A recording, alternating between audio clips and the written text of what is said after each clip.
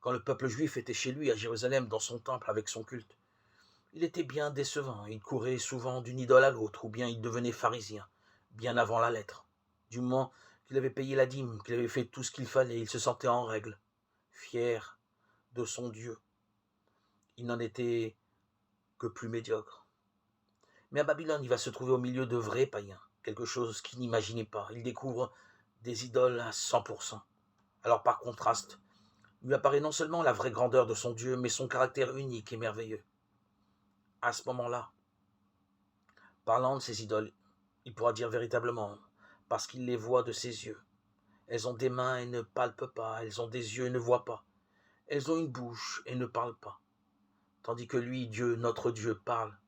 Oui, c'est parce que ce peuple s'est trouvé au plus profond de l'idolâtrie, immergé dans l'idolâtrie, qu'il va de lui-même découvrir la grandeur de son Dieu. Je suis sûr que nous tous, chrétiens, d'aujourd'hui, d'hier, avons besoin de subir la même épreuve.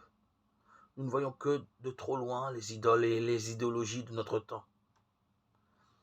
Nous devons faire l'expérience réelle et prolongée d'un athéisme allant jusqu'au bout de ses prémices et ayant évacué tout ce qu'il contient encore de christianisme.